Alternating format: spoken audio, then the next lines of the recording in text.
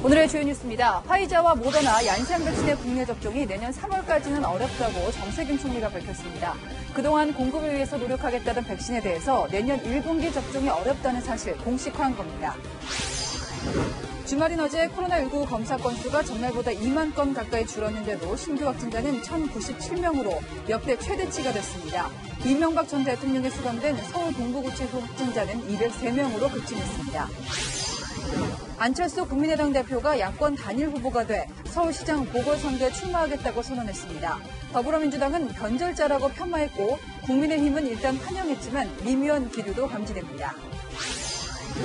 서울 구의역 사망사고 원인을 피해자 탓인 것처럼 말한 변창흠 국토부 장관 후보자 발언에 대한 후폭풍이 거셉니다. 피해자 동료들이 변 후보자 사퇴를 촉구했습니다. 야당 역시 태양광 일감 몰아주기 의혹을 거론하면서 사퇴를 압박했습니다. 해맞이객들이 동해안으로 몰릴 것으로 보여 코로나 집단 감염 우려가 나옵니다. 이미 예약이 가득 찬 동해안의 주요 리조트를 점검했습니다. 뉴스의 조수빈입니다. 영국과 미국이 백신 접종에 돌입하면서 터널 끝을 향해 가지만 곧 터널 끝이라던 우리는 오로지 마스크 한 장에 버티고 있습니다. 제때 치료를 못 받아 살 수 있는 환자가 목숨을 잃고 있는 상황. 화이자 또 모더나는 90%가 넘는 예방률을 입증받았지만 지금은 남의 얘기일 뿐입니다. 약속받은 게 없다. 계약을 진행 중이라던 우리 정부는 내년 1분기 안에 맞는 것은 어렵다고 결국 인정했습니다. 지난 7월엔 이렇게 국내 상황이 나빠질 걸 예견하지 못했다는 겁니다. 이현수 기자입니다. 미 정부는 지난 14일 화이자의 코로나19 백신 접종에 들어간 데 이어 오늘부터 모더나 백신도 전국 배포를 시작했습니다. 화이자와 모더나 백신은 임상 3상까지 마무리하고 90% 이상의 높은 예방률을 입증한 백신들입니다. 정세균 국무총리는 오늘 한 언론 인터뷰에서 화이자, 모더나는 물론 얀센 백신도 내년 1분기 접종 가능성이 없다고 밝혔습니다. 제약사 4곳에서 확보한 백신 가운데 내년 3월까지 접종 가능한 건 아스트라제네카 1,000만 명분에 불과하다는 사실을 인정한 겁니다. 아스트라제네카도 빠르면 2월 접종할 수 있겠다고 했지만 1분기 중 언제 공급될지 시기는 특정되지 않았습니다. 충분히 검증하여 안전성을 어느 정도 확인할 때 한국의 식약처의 승인도 나타날 것입니다. 정세균 총리는 백신 계약이 늦었다는 지적에 대해 백신 TF를 가동한 7월엔 국내 확진자 수가 100명 수준이어서 백신 의존도를 높일 생각을 못했다고 해명했습니다. 하지만 그 사이 국내 확진자 수는 1,000명대로 10배나 늘었습니다. 3차 유행이 가장 힘든 막바지 승부처라는 생각으로 확산세 반전을 위해 총력을 다하고 있다는 말씀을 드립니다. 또 제약사들이 부작용이 생겨도 책임지지 않겠다고 한 점을 들어 결정이 늦어졌다고 했지만 결국 제약사들의 계약 조건은 조건대로 수용하고 백신 도입만 지연됐다는 지적도 나옵니다. 채널A 뉴스 이현수입니다. 첩첩산중입니다. 코로나19 확진자 1,097명 역대 최고치입니다. 닷새째 1,000명대입니다. 게다가 1,097명이라는 이 수치 걱정스러운 이유가 또 있습니다. 어제는 주말이라서 검사 건수가 줄었는데도 이런 결과가 나온 겁니다. 그런데도 정부는 3단계 격상은 아직이다. 더 인내해달라고만 합니다. 홍유라 기자입니다. 휴일에도 코로나19 검사를 받기 위해 임시선별 검사소를 찾은 시민들. 강추위에도 사람은 점점 늘어나고 줄은 금세 길어집니다. 수도권 임시선별 검사소 134곳에서 실시하는 익명검사에서 어제 하루 동안만 99명이 확진 판정을 받았습니다.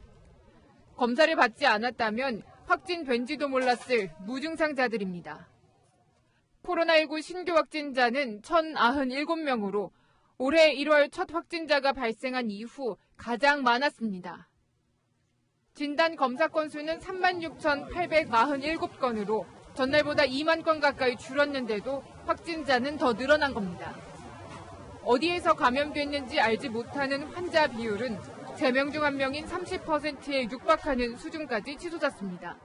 지금 거의 역학조사가 한 4분의 1은 포기한 상태로 가고 있고요. 그러다 보니까 숨은 자들이 계속 감염을 일으킬 거고. 지난 일주일간 국내 발생 일일 평균 확진자 수는 959.3명. 3단계 격상 기준인 800명에서 1000명 기준은 이미 충족합니다.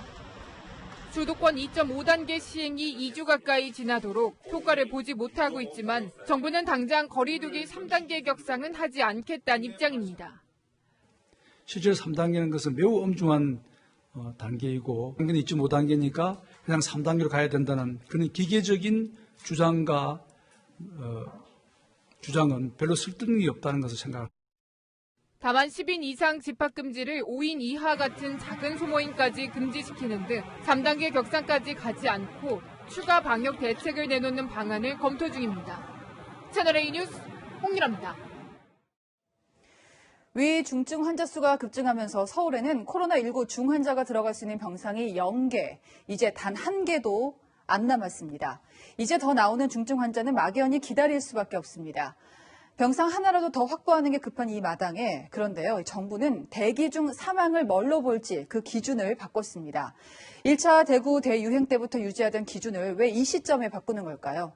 통계를 축소하려는 의도는 아니길 바랍니다. 조윤성 기자입니다. 서울 구로구에서 코로나19 확진 판정을 받고 자가 격리 중이던 60대 남성이 오늘 새벽 숨졌습니다. 식사를 함께 했던 친구가 확진되자 자가 격리에 들어갔고 어제 양성 판정을 받았습니다. 이 남성은 병실이 없어 입원 대기하던 중에 의식이 없는 상태로 가족에 발견됐습니다. 병상이 모자라서 그렇기 때문에 바로 배정을 사실 못 받으셨지만 이게 24시간이 지나거나 이런 상황은 아니고 이제 알아보던 도중에 이제 돌아가시게 되는 경우거든요. 경기 부천시 한 요양병원에서도 병상 대기 중이던 80대 확진자가 숨졌습니다. 둘 다 코로나19 확진 뒤 제대로 치료받지 못한 채 숨졌지만 입원 대기 중 사망자에 포함되지 않았습니다. 정부는 어제 대기 중 사망을 자택이나 입원 전 응급실에서 사망하는 경우에만 해당하도록 기준을 갑자기 바꿨습니다. 또 자택에서 24시간이 지나도록 입원하지 못한 경우에만 대기 중 사망에 포함됩니다. 부천의 한 요양병원에서만 병상을 배정받지 못해 6명이 숨졌지만 정부의 새 기준으로 하면 요양병원에는 의사가 있다는 이유로 모두 대기 중 사망에 해당하지 않는 겁니다. 확진자가 급증하면서 위중증 환자 수는 278명으로 또 역대 최대치를 기록했습니다. 서울에 남은 중환자 병상은 단 1개도 없습니다. 감염병 전담병원과 중환자 치료 병상은 생활치료센터만큼 그렇게 빨리 이 조치가 취해지는 부분이 아닙니다. 정부는 병상이 부족해지자 코로나 거점병원에 즉시 50억 원을 지원하고 병상 단가 기준을 상향하는 등 추가 대책을 내놨습니다. 채널A 뉴스 조현선입니다. 서울 동부구치소에서는 한꺼번에 200명 넘는 확진자가 쏟아졌습니다. 이명박 전 대통령이 수감 중인 곳으로 수감자들이 재판받고 또 수사받으러 법원, 검찰을 다니면서 연쇄 감염을 일으켰을 가능성이 있습니다. 박건영 기자입니다. 어젯밤 전신을 방역복으로 감싼 방역당국 관계자들이 대거 서울 동부구치소로 들어갑니다. 이틀 전 구치소 직원과 수감자 2,800여 명을 전수검사했더니 수감자 185명과 직원 1명이 코로나19 확진 판정을 받았기 때문입니다. 이곳에 수감 중인 이명박 전 대통령은 음성 판정을 받았습니다. 방역당국은 무증상으로 입소한 신입 수감자가 퍼뜨렸을 가능성에 무게를 두고 있습니다. 구치소에 처음 들어가면 코로나19 예방을 위해 2주간 신입 수용동에 격리되고 이후 증상이 없으면 일반 수용동으로 옮겨집니다. 그런데 이번에는 확진자 상당수가 신입 수용동에서 나왔습니다. 동부구치소 집단 감염은 이번이 두 번째입니다. 지난달 27일부터 이달 15일 사이에 직원 16명과 수감자 1명이 감염된 적이 있습니다.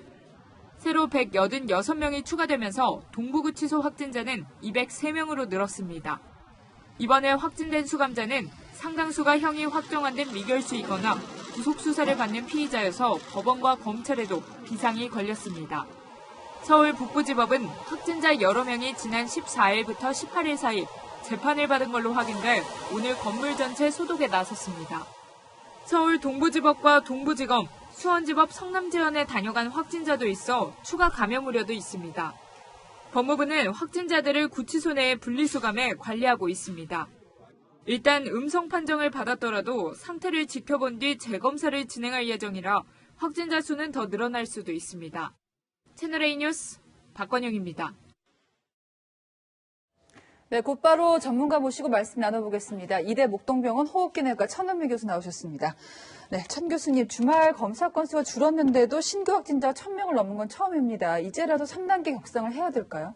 네, 지금도 많이 늦은 것 같습니다. 주말 건수가 줄었는데 불구하고 1,000명을 넘었고 또 우리가 임시선별 검사소에서 양성률을 보시면 검사 건수가 늘수록 양성률이 늘어서 거의 0.3%에 도달하고 있습니다. 그 말은 우리가 수도권에서 지역사회 감염이 무증상 감염자를 통해서 계속 확산되고 있기 때문에 3단계로 격상을 하지 않고는 이 사회생활을 통한 감염 고리를 끊을 수가 없고 그 가정 간의 감염이 계속 유지가 되고 결국은 요양원 같은 재활병원 같은 취약계층으로 감염이 되기 때문에 병상 문제와 같은 의료계 붕괴 문제도 올 수 있다고 생각합니다. 네. 또 하나 질문 드리고 싶은 게요. 임시 선별진료소에서 확진된 사람이 어제 하루 99명이에요. 그러니까 전체 확진자의 9%나 되는데 이렇게 무방비로 다니는 확진자가 결국에는 많다는 얘기일 텐데요. 추가 대책도 필요하지 않을까요? 네, 무증상 감염자가 기본적으로 한 40% 정도가 됩니다. 이러한 무증상 감염자를 최대한 빨리 찾아서 격리를 해야지만 가족 간, 사회 간 감염을 차단할 수가 있습니다. 선별진료소를 임시적으로 하지 말고 상시적으로 설립을 해주시고요. 비수도권뿐 아니라 비수도권에 지금 확진자가 늘고 있기 때문에 비수도권에도 선별진료소를 저는 만드는 것이 좋다고 생각합니다. 또한 이런 추운 날씨에는 고령자나 임산부나 유소아들은 검사를 받으러 갈 수가 없습니다.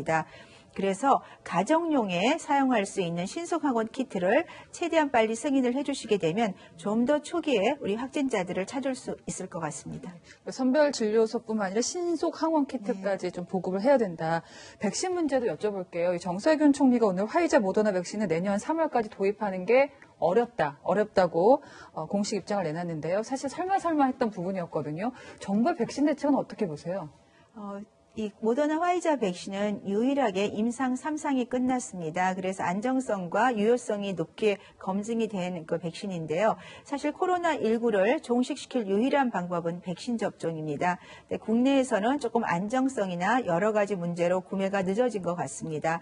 지금이라도 여러 나라에서 이 백신을 3배에서 5배 정도 구매를 한 국가들이 많이 있습니다. 캐나다 같은 국가들. 그렇습니다. 그래서 외교적 노력을 동원을 해서 기업과 국가 간에 이 백신 접종을 좀 더 효율적으로 사용할 수 있도록 노력하는 것이 꼭 필요할 것 같습니다.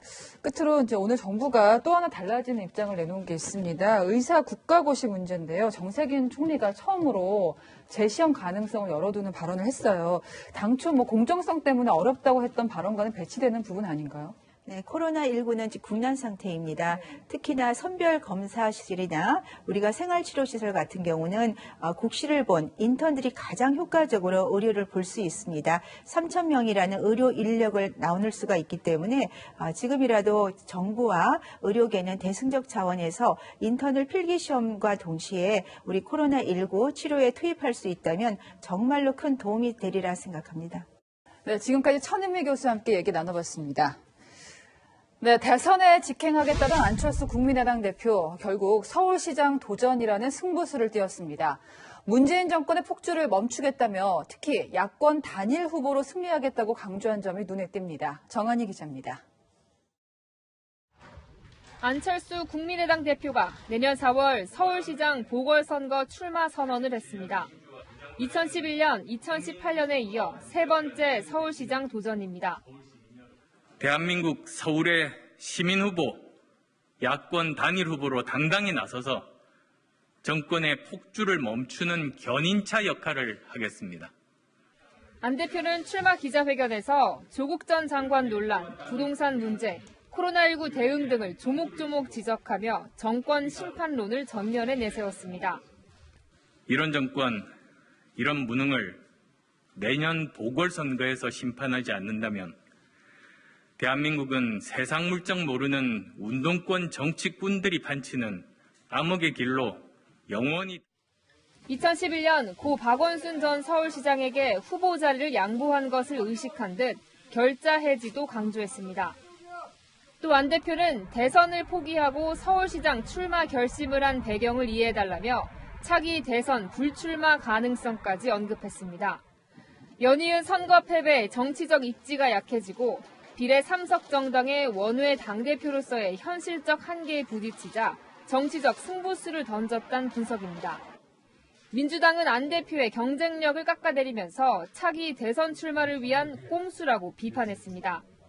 민주당 유기용 의원은 변절자의 예정된 말로는 낙선이라고 했고 같은 당 김민석 의원은 끊임없이 말을 바꾸고 선거마다 출마하는 정치인이라고 지적했습니다. 정의당은 안 대표의 야권 단일 후보 발언에 대해 무례하고 옳지 않다고 비판했습니다. 채널A 뉴스 정한입니다. 자, 야권 단일 후보로 나서겠다는 안철수 대표의 선언은 앞서도 짚어드린 것처럼 독자 노선을 모색하겠다던 기존 입장에서 확 달라진 겁니다. 방법은 두 가지죠. 연대하는 방법, 또 국민의힘에 입당하는 방법. 이제 공은 국민의힘으로 넘어간 셈인데 과연 분열 없는 단일화가 가능할지 내부 분위기는 엇갈립니다. 김윤수 기자입니다. 안철수 국민의당 대표는 서울시장 출마 선언을 하면서 야권 연대는 물론 국민의힘 입당 가능성까지 열어놨습니다. 입당 가능성은 일단 없다고 보입니다. 저는 열린 마음으로 이길 수 있는 최선의 방법을 찾고자 합니다. 국민의힘에 흡수되는 방식이 아니라 야권 신당 창당이라는 제3의 길을 모색해왔던 기존 입장에서 선회한 겁니다. 지금과 똑같은 방법으로 계속 가다가는 내년 서울시장 재보궐선거조차도 승산이 낮다고 생각합니다. 야권이 재편돼서 새로운 혁신 플랫폼을 만들고 안 대표는 경선 방식만 공정하다면 유불리를 따지지 않겠다며 김종인 비상대책위원장과도 만날 수 있다고 밝혔습니다. 안 후보의 출마 선언에 국민의힘 내부 반응은 미묘하게 엇갈렸습니다. 원희룡 제주지사는 야당이 이기는 선거를 하겠다는 이야기에 강하게 공감한다고 했습니다. 반면 오세훈 전 서울시장은 국민의힘 중심으로 야권 대통합을 주장했습니다. 채널A 뉴스 김윤수입니다.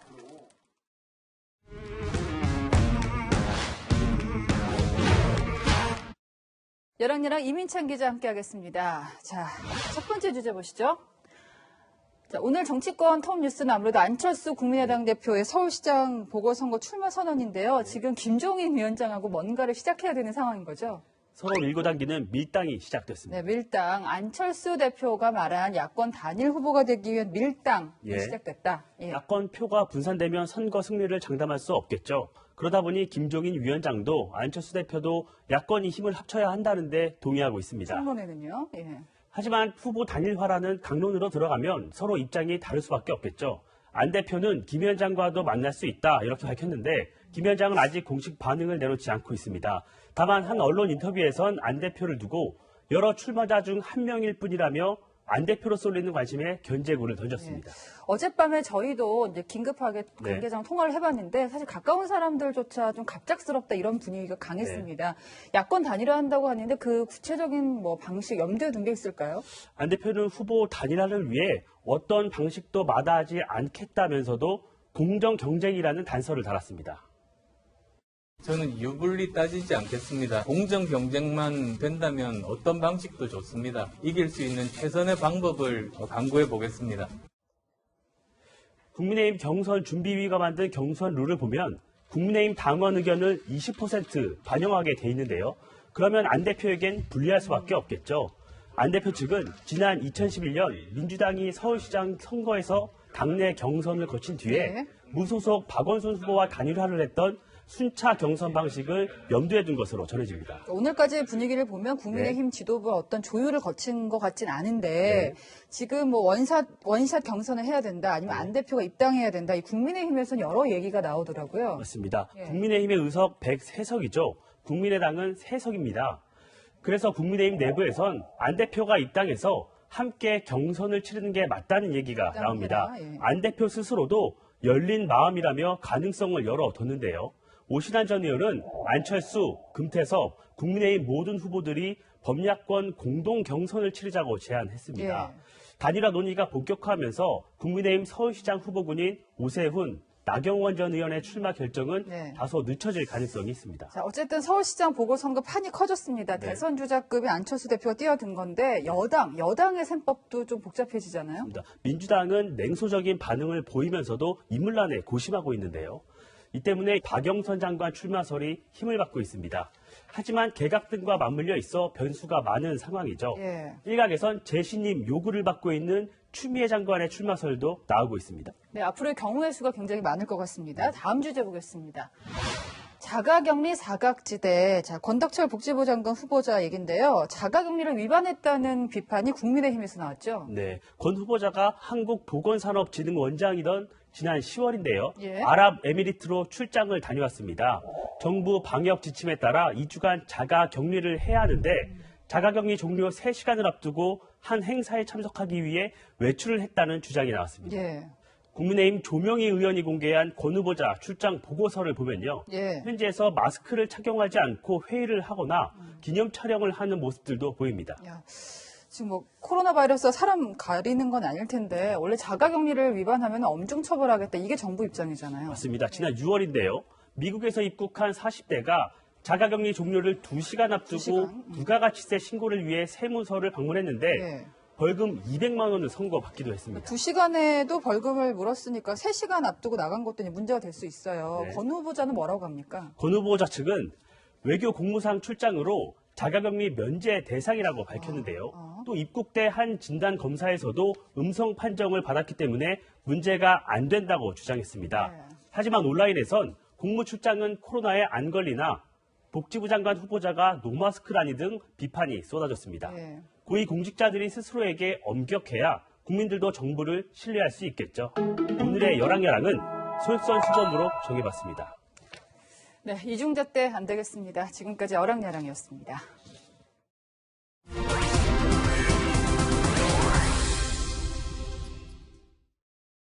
매년 이맘때면 단골 뉴스가 있죠. 교수신문이 내놓은 올해의 사자성어입니다. 2020년은 뭘까요? 아시타비, 처음 듣는 말인데요. 나는 맞고 남은 그르다. 맞습니다. 내가 하면 로맨스, 남이 하면 불륜. 이젠 다들 하는 말 내로남불이군요. 내로남불. 딱 들어맞는 사자성어가 없어서요. 오죽하면 새롭게 한자를 조합했답니다. 이 정치권에서 시작한 내로남불이 사회 전반에 번진 한 해였음을 오랫동안 뉴스를 진행한 저조차 부인하기 어렵습니다. 그러는 너는 얼마나 깨끗하냐, 지적이라도 할라치면 상대에게 삿대질하고 나라는 반쪽으로 갈라지곤 했습니다. 그래서일까요? 교수신문이 꼽은 올해의 사자성어 2위는 낯이 두꺼우면 부끄러움을 모른다. 네, 후안무치입니다. 이용구 법무부 차관 얘기를 짚어보겠습니다. 물론 피해자가 처벌은 원하지 않는다지만 이건 어떻게 봐야 될까요? 도로 위 폭행에 엄정 대응하겠다. 이건 다른 부서도 아니고요. 법무부가 지난해에 냈던 보도 자료입니다.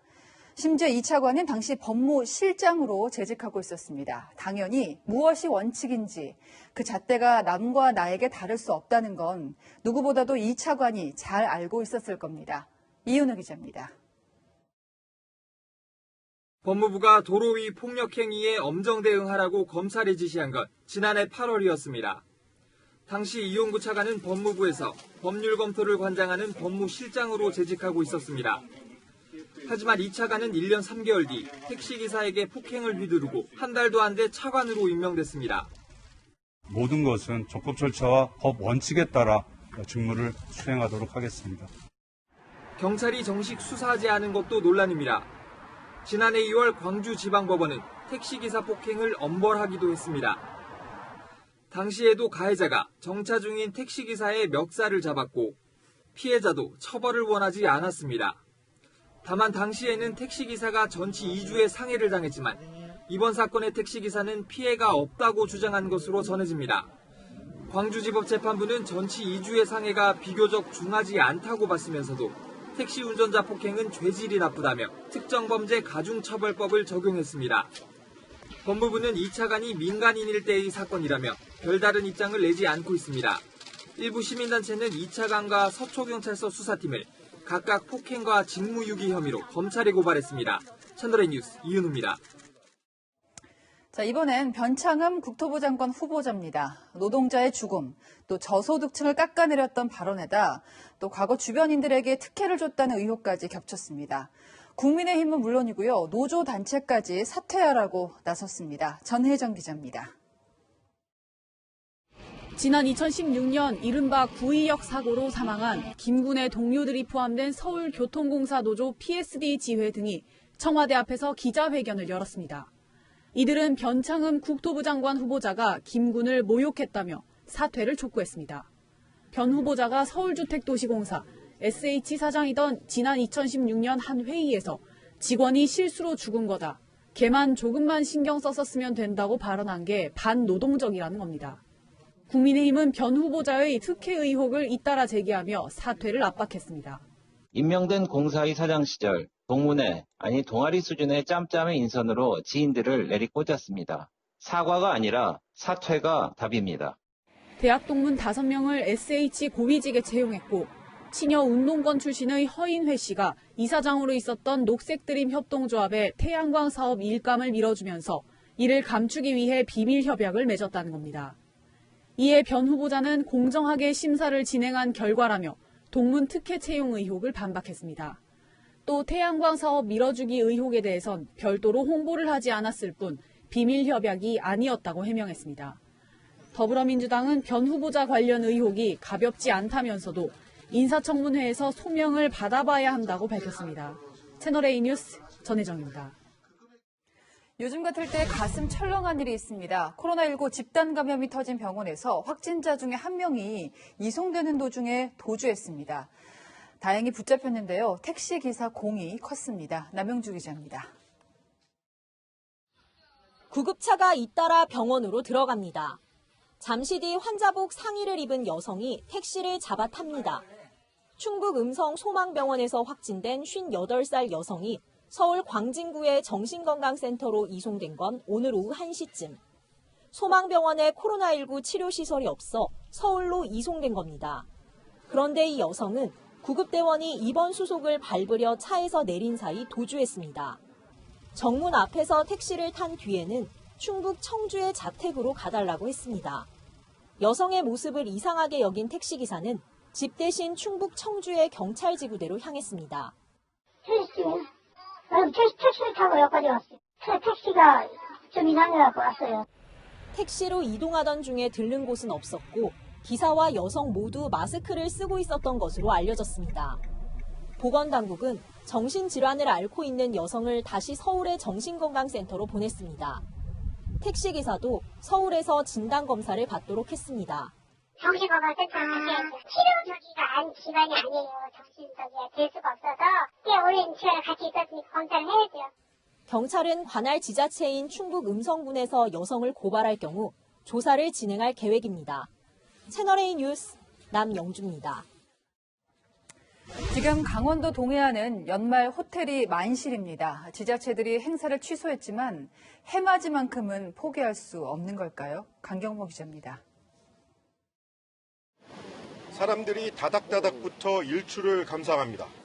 바다를 배경으로 기념사진도 찍습니다. 올해 1월 1일 해맞이 명소인 강릉 정동진에 모인 관광객들입니다. 강원 동해안 일대 지방자치단체들은 매년 열리던 해맞이 행사를 모두 취소했습니다. 코로나19 확산세가 동해안까지 미치면서 동해중앙초등학교에서 29명이 무더기 감염됐고 전 시민을 진단검사하는 강릉에서도 오늘만 8명이 추가 확진됐습니다. 상황이 이런데도 동해안 지역 호텔과 리조트는 예약이 꽉 찼습니다. 기능에는 예약이 마감되었습니다. 항공객실 자체가 다 마감됐습니다. 지자체들은 행사만 취소할 뿐 관광객에 대한 별다른 대책은 내놓지 않고 있습니다. 막을 수는 없죠. 저희가 해변을 아예 들어가시지 말라 하면 식당이나 이런 데 아예 실내로 또 뭉치게 되잖아요. 시민들은 불안합니다. 자꾸 와서 간염을 시켜놓으니까 불안해요. 강력하게 다른 데처럼 막아가지고 최소한의 사람은 막방 아니고 그냥 아예 못 오게 막는 게 저는 맞다고 생각합니다. 강원 동해안 일대 지자체들과는 달리 인천 중구는 오는 31일부터 이틀간 영종도와 용류 지역 주요 전망대를 폐쇄하기로 했습니다. 포항시도 해맞이 광장에 들어갈 수 없도록 울타리를 설치할 계획입니다. 지난 2월에는 창원시가 벚꽃 축제인 진해 군항제를 취소한 뒤 행사장 주변을 전면 통제했습니다. 지자체의 적극적인 방역 대책과 함께 시민들도 모임과 여행을 자제해야 한다는 지적이 나옵니다. 채널A 뉴스 강경모입니다. 도대체 왜 이렇게까지 하면서 놀아야 되냐고 정말 묻고 싶은 장면 이제 보실 겁니다. 유흥주점 문 닫게 했더니 뒷문으로 손님 받고 지하에 비밀 통로까지 뚫었습니다. 배유미 기자입니다. 방마다 술자리가 한창입니다. 이 유흥주점은 입구를 닫고 뒷문으로 몰래 손님을 받았습니다. 옆 업소와는 지하 통로를 연결해 함께 영업했습니다. 단속 당시 주점 한 4개 방에서 여성 도우미 5명을 포함해 모두 23명이 술을 마시고 있었습니다. 한 손님은 단속반에 으름장을 놓기도 합니다.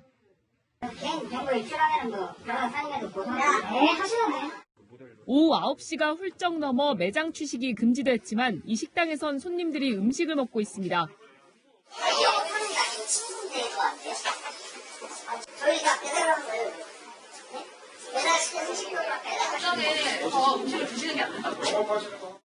집합금지 명령을 어긴 당구장도 적발됐습니다. 불편했잖아요, 여기. 이게 영업하는 문제가 아니라 집합을 하면 안 된다는 그런 의미잖아요. 집합금지 명령이 내려지면 출입 자체가 감염병 예방법을 위반하는 겁니다. 서울시는 적발된 업주와 고객을 형사 입건할 예정입니다. 이들은 최고 300만 원 이하 벌금형에 처해질 수 있습니다. 채널A 뉴스 배유미입니다.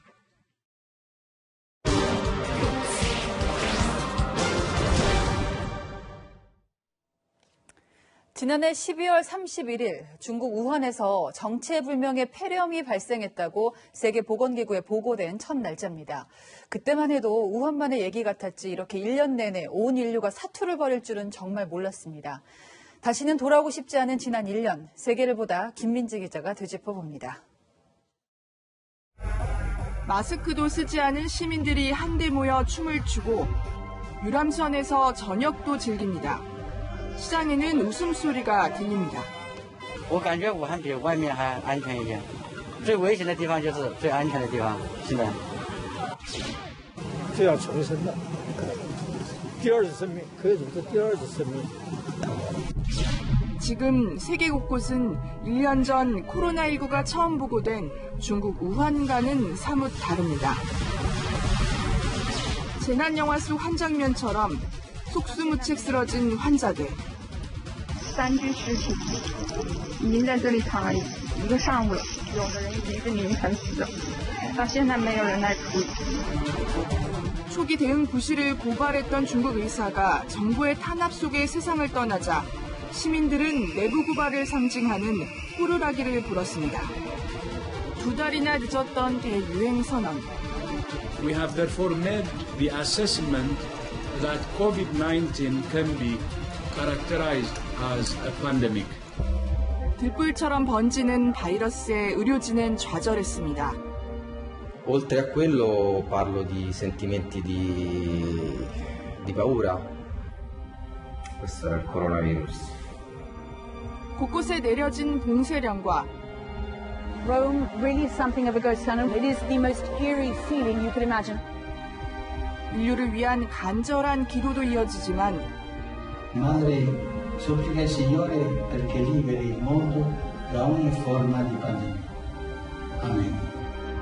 경제 시계는 멈췄고 인류는 길바닥에 나앉을 위기입니다. हमने कभी नहीं सोचा था कि ऐसा दिन आएगा। अच्छा खासा हम लोग काम कर रहे थे, पेमेंट भी आ रहा था। लॉकडाउन की वजह से हमारे पास पैसा नहीं रह गया, जहाँ भी जाते थे। 때론 시민들이 자유를 달라고 외쳤지만 코로나가 불러온 감시 사회는 더 공고해졌습니다. Ich stehe hier für meine Kinder und für meine Enkelkinder. Und ich werde nicht zulassen, dass man ihnen die Freiheit nimmt. Ja. 전 세계 코로나19 확진자는 약 7,600만 명. 남북한 인구를 합친 숫자와 비슷합니다. 트럼프 미국 대통령도 존슨 영국 총리도 마크롱 프랑스 대통령도 코로나로부터 예외는 아니었습니다. En ce moment de fête,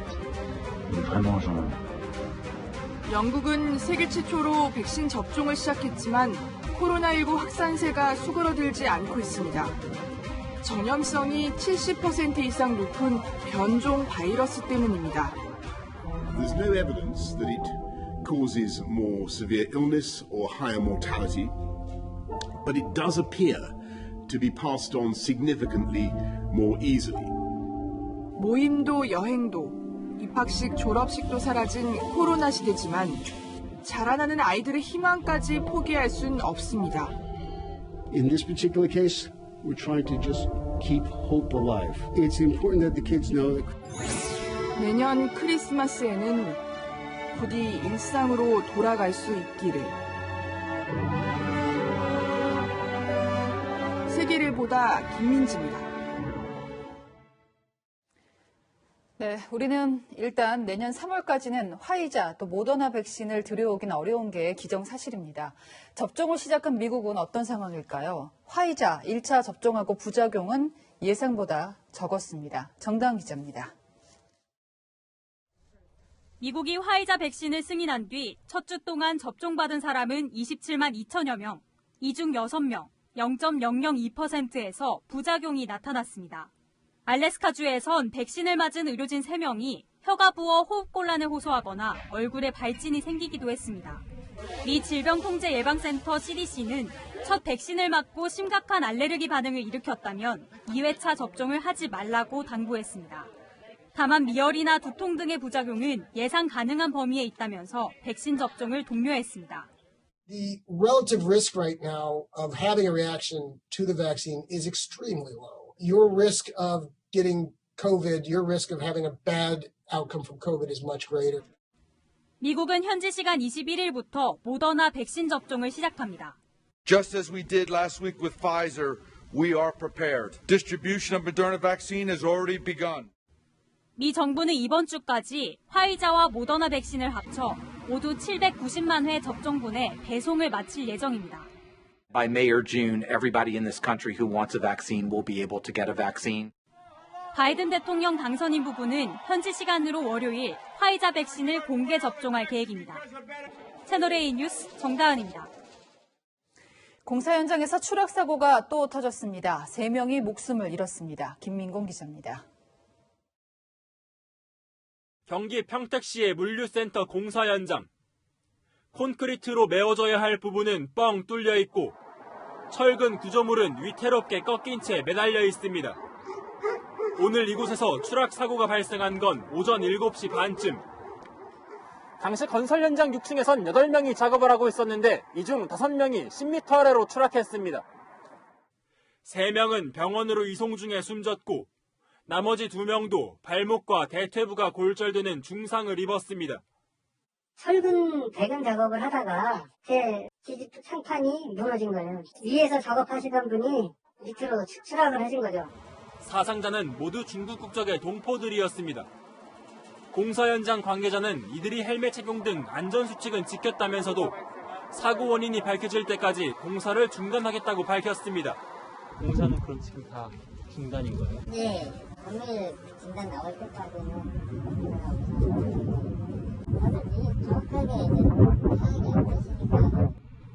지난달에는 대통령까지 건설 현장 사망 사고를 후진국형 사고라며 우려의 목소리를 냈지만 관련 사고는 끊이질 않고 있습니다.